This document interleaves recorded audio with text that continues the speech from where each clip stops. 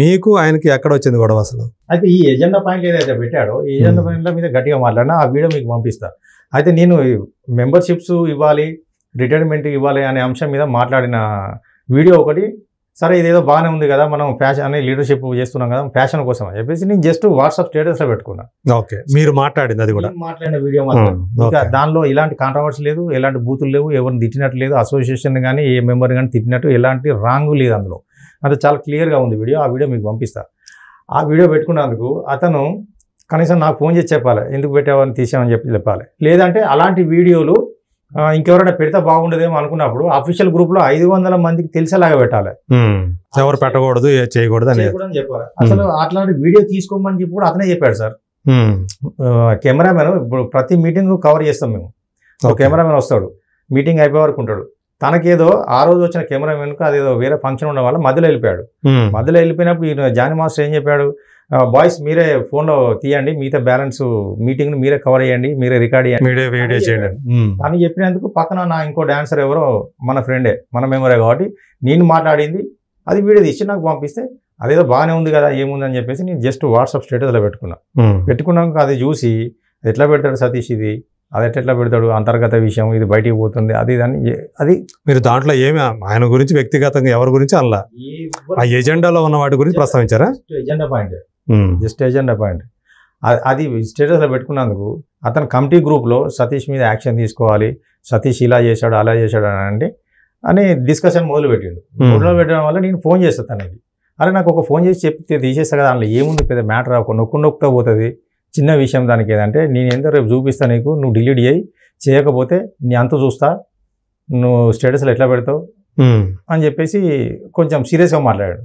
అంటే ఫస్ట్ మీ ఇద్దరి మధ్య ఫేస్ టు ఫేస్ మాట్లాడింది అట్లా అయినా అదే అంత ఫోన్లో అదే జన్లపాడి మీటింగ్ రోజు ఈవినింగ్ మీతో ఆయన మొదటిసారిగా అలా మాట్లాడడం అదే మొదటిసారి మీతోటి? అలా మాట్లాడడం ఫస్ట్ టైం సార్. ఓకే, మిమ్మల్ని గట్టిగా అరుస్తూ ఇంతకుముందు పర్సనల్ గొడవలు కానీ ఎలాంటి ఏం రైవలరీ అనేది ఏం లేదు? ఏ గొడవలు లేవు సార్. ఓకే, ఏ గొడవలు, అతను నేను పిలుస్తా, జానీ అని పిలుస్తా, నన్ను అన్నాను పిలుస్తాడు, అంతవరకు బాగానే ఉంది. మరి ఏమైంది ఏమో అది కమిటీ గ్రూప్లో డిస్కషన్ చేస్తే ఎందుకు ఇట్లా పెట్టిన గ్రూప్లా అని అడిగినందుకు నీ అంత చూస్తా, నేనేందో రోజు చూపిస్తా నీకు, నువ్వు తీసేవా అంటే నా వాట్సాప్ నా ఇష్టం, నా స్టేటస్ నా ఇష్టం, అందులో ఏముంది, అందులో ఏం కాంట్రవర్సీ ఏం లేదు కదా అని చెప్పేసి నేను అన్నా. అంతే. అంటే నాతోటి నేను ప్యాన్ ఇండియా కొరియోగ్రాఫర్ని, ఒక ప్రెసిడెంట్ను, నాతోటి ఇట్లా మాట్లాడతాను అది అని చెప్పేసి ఇక అతను మనసులో ఏం పెంచుకోవడం ఏమో తెలియదు. ఇండస్ట్రీకి మీరు ముందు వచ్చారా ఆయన ముందు వచ్చారా? నేనే ముందు వచ్చాను సార్. మీరు ఎంతకాలం? Membership 30 years industry sir. So ఆయన ఎప్పుడు వచ్చి ఉంటాడు? ఆయన ఒక 20 years 21 years అయి ఉండొచ్చు. సో కాబట్టి ఆయన కూడా మీరు 10 ఏళ్ళు సీనియర్ మీరు చెప్పాలంటే. నేను వయసులో పెద్దోడిని, సీనియారిటీ పరంగా సీనియర్ని. తనకంటే ముందు నేను హైదరాబాద్ వచ్చిన, తనకంటే ముందు నేను డాన్సర్గా వర్క్ చేసిన, అతను కూడా డాన్సర్గా వర్క్ చేసి మాస్టర్ అయ్యాడు. తనకంటే ముందు నేను యూనియన్లో పదవి చేసిన, అతను ఇప్పుడు పదవిలోకి వచ్చాడు. నేను గతం 15 years బ్యాక్ నేను పదవి చేసిన యూనియన్లో. ఓకే, నాకు యూనియన్ మీద పూర్తి స్థాయిలో అవగాహన ఉన్నది కాబట్టి నేను ప్రతి మీటింగ్లో ఏ బాడీ ఉన్నా సరే ఎజెండా పాయింట్ మీద ఖచ్చితంగా మాట్లాడతాను. అంటే సభ్యులకు ఎక్స్ప్లెయిన్ చేస్తాం, ఎందుకంటే సభ్యులకు రోజు కొత్త వాళ్ళు వస్తున్నారు, అసోసియేషన్ గురించి అవగాహన పెరగాలి కదా. సో వాళ్ళు ఎందుకు వచ్చారు, ఇక్కడ యూనియన్లో ఏం జరుగుతుంది, మన వృత్తి ఏంటిది, మనం ఏం పని చేయాలి, యూనియన్లో ఏం సమస్యలు ఉన్నాయి, యూనియన్ డెవలప్ కావడానికి ఏం చేస్తే బాగుంటుంది అనేది మీద ప్రతిసారి నేను మాట్లాడుతుంటా జనరల్ బాడీలో. అది ఈ ఇళ్ళకు ఏంటంటే సతీష్ ఎక్కువ మాట్లాడుతున్నాడు, ఆ టైప్లో నేను ఒక ప్రెసిడెంట్ని, నాకే ఇట్లా మాట్లాడతాడా ఆపోజిట్ అనే టైప్లో ఒక కక్ష పెంచుకోండి ఆయన. సో అప్పటి నుంచి మొదలైంది మీ మీద అతనికి, ఎట్లయినా సరే మిమ్మల్ని పక్కన తొలగించాలని అనుకున్నాడు. ఓకే, ఇక అతని పక్కన కొంత ఇప్పుడు నేను వాళ్ళు లీడర్ కాబట్టి నేనంటే పడడంలో కొంతమంది ఉంటారు కదా, అందరూ మనకు ఫేవర్ ఉండాలని రూల్ ఏం లేదు కదా. ఒక భజన బ్యాచ్ చేరింది ఆయన పక్కన, ఆ భజన బ్యాచ్ ఏది చెప్తే అది వింటున్నాడు ఆయన. ఓకే, అంటే అతనికి యూనియన్ పట్ల ఉన్న అవగాహన టోటల్ జీరో. ఎందుకు జీరో అంటే అతను గతంలో ఒక కమిటీ మెంబర్గానో లేకపోతే ఒక జాయింట్ సెక్రటరీగానో ఒక వైస్ ప్రెసిడెంట్గా పోటీ చేసి గెలిచి ఉంటే, అసోసియేషన్లో పని చేసి ఉంటే యూనియన్ అంటే ఏంటిది, యూనియన్ ఎట్లా రన్ చేయాలి, ఎప్పుడు కూడా బాడీలో లేడు, అసలు ఏజుడు బాడీలో లేడు అసలు ఎప్పుడు కూడా. జనరల్ బాడీ ఎట్లా జరుగుతుంది, కమిటీ మీటింగ్ ఎట్లా జరుగుతుంది, ఏ మీటింగ్ ఎట్లా జరుగుతుంది అనేది అవగాహన ఉంటుండే. ఎప్పుడు రాలేదు అతను? అంటే సాధారణ మెంబర్గా ఉన్నప్పుడు కూడా ఎప్పుడు రాలేదా? వస్తాడు సార్, అప్పుడప్పుడు వస్తాడు, చాలా తక్కువ వస్తాడు, చాలా తక్కువ వస్తాడు, ఏదో వచ్చి గొడవ చేసి వెళ్ళిపోతాడు. సో పదవి తీసుకోవడం అనేది ఇదే ఫస్ట్ టైం అతనికి. 2 సార్లు పోటీ చేసి ఓడిపోయాడు, కొంత గ్యాప్ ఇచ్చి మళ్ళీ లాస్ట్ 2023లో వచ్చి ఇప్పుడు లేనిపోయి ఇప్పుడు గెలవాలి, గెలవాలంటే డబ్బులు ఖర్చు పెట్టాలి, ప్రెసిడెంట్ అనిపించుకోవాలి అనే దానికి లేనిపోయిన హామీ వెళ్ళాలి, జనాలు నమ్మియాలి. నమ్మిచ్చాడు, డబ్బులు ఖర్చు పెట్టాడు. డబ్బులు ఖర్చు పెడితే ఎవరైనా ఆటోమేటిక్గా కొంచెం ఇంపాక్ట్ ఉంటుంది. డబ్బులు ఖర్చు పెట్టాడు, హామీలు ఇచ్చాడు, గెలిచాడు. గెలిచిన దగ్గర నుంచి ఈ రోజు వరకు జీరో, ఏం లేదు, ఏమి చేయలేదు, అసలు ఒక యాక్టివిటీ కూడా లేదు, చిన్న ఇది కూడా లేదు. ఓకే. ఈ లాస్ట్ బాడీలో అంటే మళ్ళీ 2025 ఇప్పుడు ఆగస్టు సెప్టెంబర్కి అయిపోద్దా, అక్టోబర్కి ఆయన పదవీ కాలం అయిపోతుంది. తను వచ్చి ఇప్పటి వరకు చిన్న ప్రోగ్రెస్ కూడా లేదు, చిన్న పని చేయలేదు, ఏ పని చేయలేదు సార్. ఓకే. జనాలను మభ్య పెడుతున్నాడు. అంటే మొన్న గెలిచే ముందు ఏం చెప్పాడు, నేను గెలిస్తే ల్యాండ్ వస్తా అంటే జనాలు నమ్మి అతనికి ఉన్న ఫేమ్కి నిజంగా వచ్చి జానీ మాస్టర్ తలుచుకుంటే మిగతా వేరే వాళ్ళతో అయితే లేదు, ఇతను గెలిపిస్తే వస్తుందేమో ఆశతోటి అట్లా.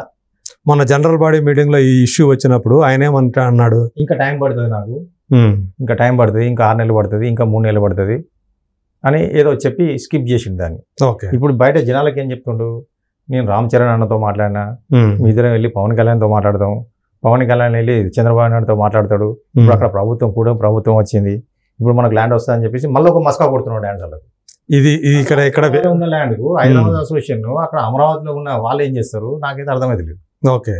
అంటే మళ్ళీ వేరే అక్కడ వాళ్ళు వేరే ఏమన్నా ఇంకో ల్యాండ్ ఏమన్నా ప్లాన్ చేస్తారు, ఇక్కడ ల్యాండ్ వాళ్ళు ఏం చేస్తారు, అసలు తెలంగాణ గవర్నమెంట్ కదా చేయాల్సింది కదా.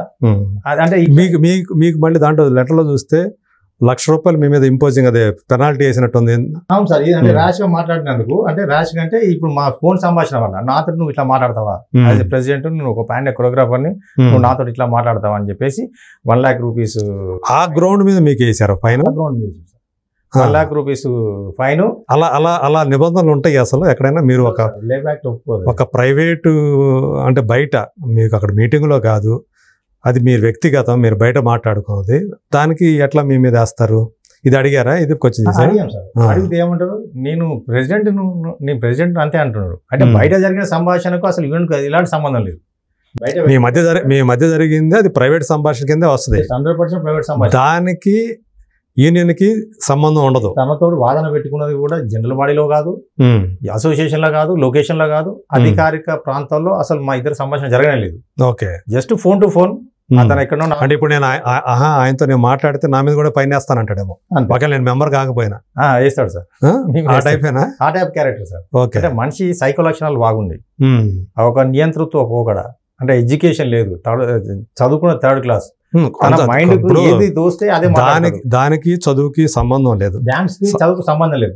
బట్ ఇక్కడ ఒక బాడీ రన్ చేయాలి, 500 జీవితాలు, 500 మంది ఫ్యామిలీస్ నమ్ముకొని ఉంటారు అసోసియేషన్ అన్నప్పుడు. మరి ఇంత మందిని దృష్టిలో పెట్టుకొని పని చేయాలంటే దానికి ఎడ్యుకేషన్ కావాలి, అడ్మినిస్ట్రేషన్ తెలిసి ఉండాలి, అవగాహన రావాలి ఫస్ట్. అది అంటే ఏదో ఊరికే ప్రెసిడెంట్ అంటే ఊరికే ఒక శాలువా కప్పుకోవడం, లేదంటే అందరు బొక్కలు ఇచ్చి. సముద్రం సినిమాలో చాపల కృష్ణ ఒక్కసారి ఎమ్మెల్యే గెలిచి అసెంబ్లీకి వెళ్ళి అద్దె అలానే కోరుకుంటది కదా, అలాంటి క్యారెక్టర్ అదే అనమాట. అతని క్యారెక్టర్ అదే అనిపించుకోవాలి తప్ప. మనం ఎవరికైతే మనం చెయ్యాలో, ఎవరికి చేస్తామని మాట ఇచ్చి వచ్చాము ఆ పదవిలోకి, వాళ్ళకి చెయ్యాలి అనేది ఫస్ట్ మనం రావడంతో. ఇప్పుడు ఆయన ఎవరినైతే అభిమానిస్తాడో పవన్ కళ్యాణ్, ఆయన రావడంతో ఒక ఫైల్ మీద సంతకం చేశాడు కదా, ఏదో చేయాలని ఒక కార్యాచరణ ఉంటుందిగా. సో ఆయన అభిమానించే వాళ్ళే ఇలా పనులు రావడంతో, పదవి తీసుకోవడంతో ఒక పని చేస్తారు. సో ఇప్పుడు 8 నెలల కల్లా ఆయన ఏమీ చేయలే. అయితే ఇప్పుడు వాట్సాప్ గ్రూపులు ఉంటాయి కదా, డాన్సర్లకు మాస్టర్లకు సంబంధించినవి, మా అసోసియేషన్ సంబంధించినవి. అందులో కొంతమంది మాస్టర్లు కానీ డాన్సర్లు కానీ, ఏమైంది మాస్టర్, మా ఇన్సూరెన్స్ ఏమైంది, ల్యాండ్ ఏమైంది, గెలిచి మీరు ఇన్ని రోజులు అవుతుంది అని చెప్పేసి ఎవరైతే గట్టిగా మాట్లాడుతున్నారో వాళ్ళకి పర్సనల్గా ఫోన్ చేయడం. వాళ్ళ భార్య కూడా మా మెంబరే, తను ఇప్పుడు వర్క్ చేయట్లేదు. ఆమె ఈయన ఇద్దరు కలిసి పర్సనల్గా ఫోన్ చేసి, నీకన్నా డబ్బులు కావాలా, 5,000 10,000 కావాలంటే ఇస్తా, లేదా షూటింగ్ కావాలంటే చెప్పు, నెక్స్ట్ మంత్ సాంగ్ ఉంది, సాంగ్ వచ్చాయి, నువ్వు గ్రూప్లో మాట్లాడకు అని చెప్పి ఇట్లా పర్సనల్గా తను ఓన్ చేసుకునే ప్రయత్నం చేస్తున్నాడు. ఓకే. వాళ్ళు మాట్లాడకుండా గ్రూప్లో మాట్లాడకుండా ఇచ్చినప్పుడు ఏదైతే క్వశ్చన్ అడుగుతున్నాడో ఆ గ్రూప్లో సమాధానం చెప్తే అందరికి అర్థమైపోతుంది కదా.